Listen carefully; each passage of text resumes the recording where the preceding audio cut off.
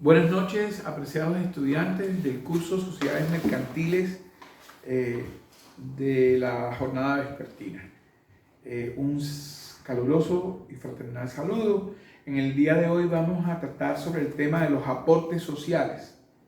Los aportes sociales, como sabemos, son o hacen parte de los elementos esenciales del contrato de sociedad mercantil. Por ello, la ausencia de este elemento generará la inexistencia del negocio jurídico. Hacemos mucho énfasis en esta parte. ¿Qué son los aportes realmente? Los define o regula legalmente a partir del artículo 122 del Código de Comercio de Colombia. Pero más que mirar la definición legal, nos gustaría que nos apropiáramos de la conceptualización que tiene este elemento esencial. Utilizando una metáfora, los aportes son el aceite que mueve la máquina. Es decir, sin aceite no se mueve el motor. Sin aportes no arranca una sociedad mercantil. Porque los aportes constituyen el capital social. Y el capital social es el apalancamiento financiero que tiene la empresa para la explotación de su objeto social. De la sola lectura de ese artículo 122 podemos decir, así como lo señala la doctrina, que hay dos clases de aporte. Un aporte en dinero, que es el cash, el money, la moneda circulante. Yo aporto 50 millones de pesos para la constitución de la compañía. Y otro aspecto de esos aportes de capital son los aportes en especie. En los aportes en especie yo no entrego el dinero. Sin embargo, yo entrego bienes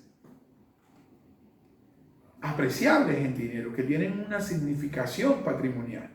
Por eso tenemos que remitirnos al curso segundo del libro del Código Civil, el libro de bienes, en el que se hace un análisis de los derechos reales y cómo una cosa no puede ser un bien y cómo una cosa sí puede llegar a ser un bien desde el punto de vista jurídico. Es aquella que tiene una valoración patrimonial. ¿Ello qué implica? Que todo el libro segundo del Código Civil debe aplicarse a este elemento esencial de los aportes. Es decir, que allí están los bienes materiales, los bienes inmateriales, los bienes muebles, los bienes inmuebles, los corporales, los incorporales, los fungibles, los no fungibles. Lo importante es que se tenga la valoración patrimonial de ese bien que yo aporto a la sociedad. Cuando nosotros estudiamos el curso de bienes, veíamos en esa época, hace algunos años, que habían pocos tratadistas nacionales e internacionales que manejaban el tema.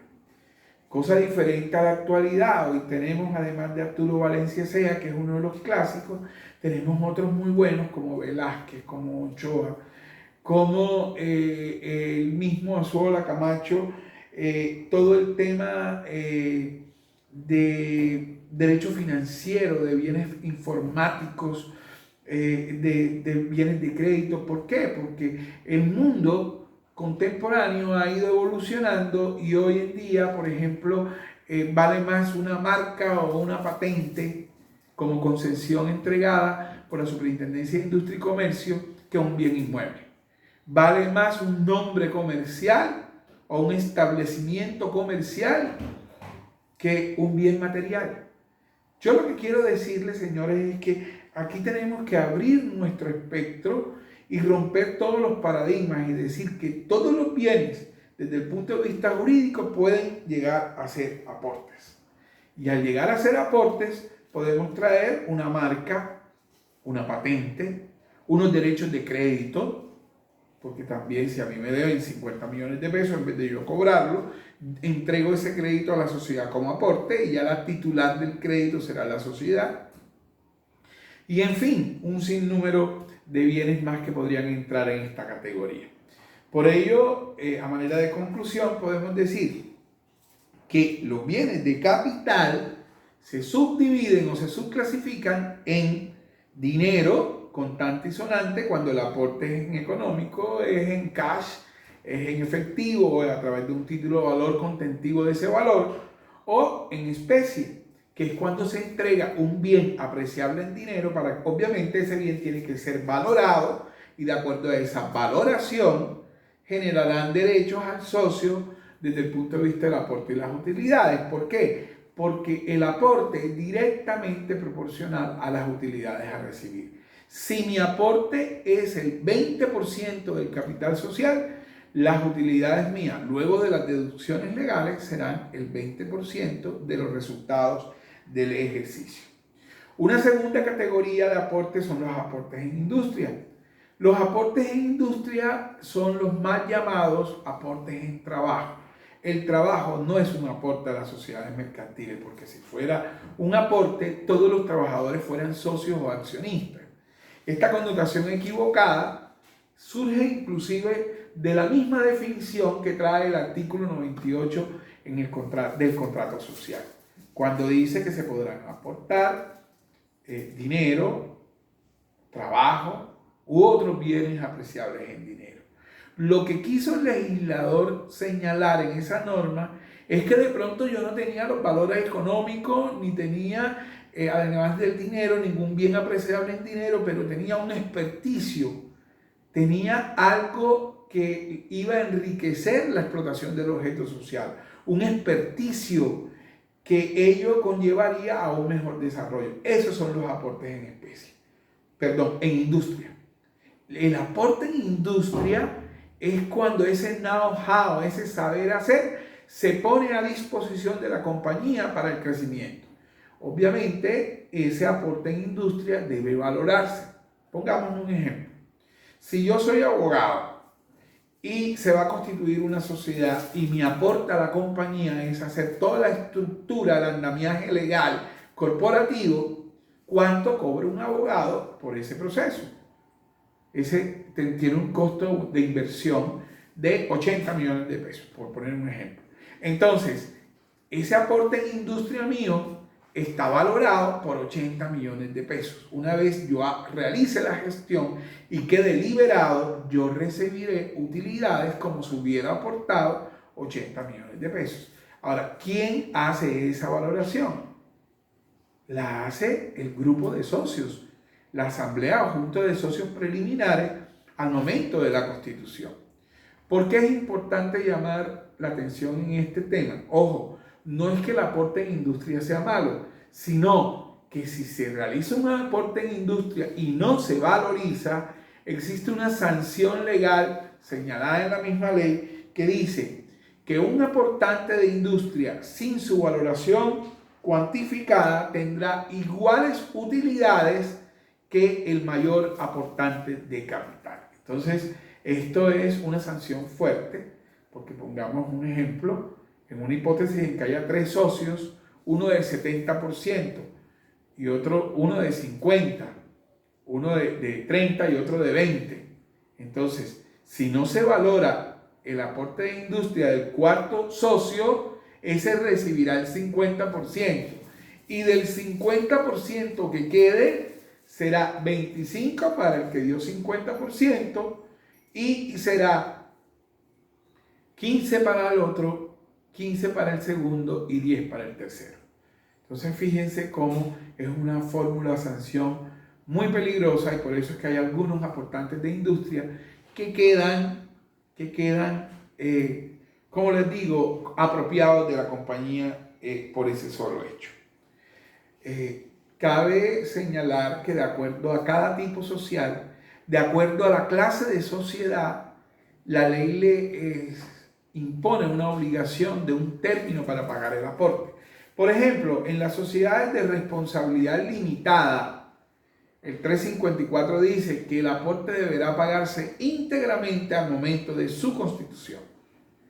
Ello es grave, porque si yo no lo hago al momento de mi constitución, se está generando una inexistencia de ese aporte con la consabida inexistencia de la sociedad por la ausencia del aporte respecto de ese socio individualmente considerado. Las sociedades anónimas, en cambio, te permiten pagar el aporte a plazos. Puedes pagar el tercer la tercera parte de cada acción que suscribes y el saldo, es decir, las 2/3 puedes pagarlas por instalamientos o a créditos a partir de esa fecha en un año. Las sociedades por acciones simplificadas, las SAS, ampliaron, flexibilizaron el plazo y dicen que en la SAS se puede pagar el aporte hasta en 24 meses, es decir, 2 años. Ello quiere decir que de acuerdo a cada tipo de sociedad se tendrá un plazo para pagar el aporte. Por último, señores, quisiera insistirles en que revisen en la página web de la Superintendencia de Sociedades, en el link, ya ustedes lo saben, ya lo hemos compartido, en la dirección electrónica www.supersociedades.gov.co, en el link de doctrinas y conceptos jurídicos. Ahora bien, ¿qué sanciones da la ley por no pago del aporte?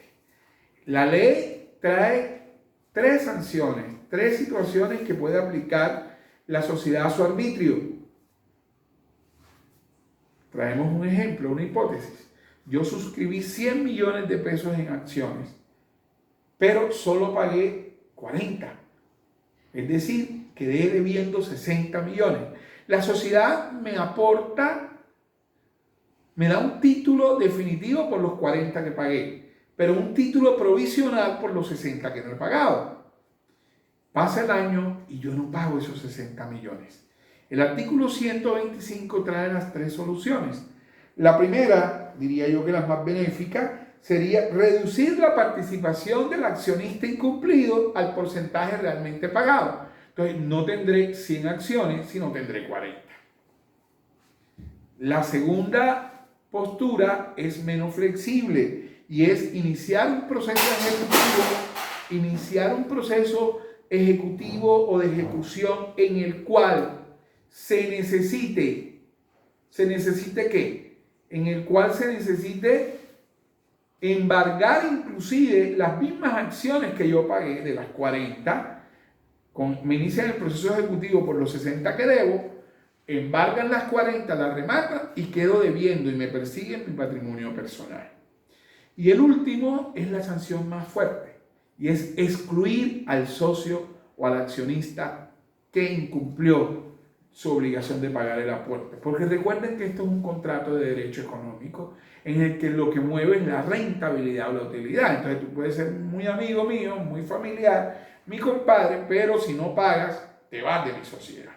En las 3 eventualidades del artículo 125, ustedes tendrán la posibilidad, la sociedad, además de optar por cualquiera de las 3 hipótesis, cobrarle al accionista o socio incumplido no solo los intereses de mora generados por el no pago, sino también los perjuicios que le causó a la sociedad, a la compañía, el que yo no pagara los 60 millones. Entonces, la recomendación, señores, es que ustedes y sus asesorados nunca suscriban unas acciones o se comprometan con una sociedad comercial a dar unos aportes si no tienen la seguridad en su flujo de efectivo, porque tendrían esta grave consecuencia que les estoy señalando.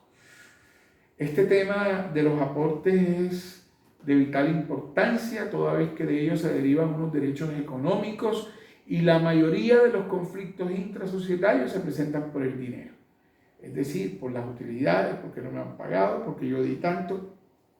Entonces les recomiendo nuevamente, muchachos, asistir al link Doctrinas y Conceptos Jurídicos de la Superintendencia de Sociedades. Allí encontraremos una cantidad de jurisprudencia y de doctrina sobre este tema en particular y algunas que ya la hemos compartido con ustedes. Nos vemos en la próxima oportunidad. Que pasen muy bien. Chao.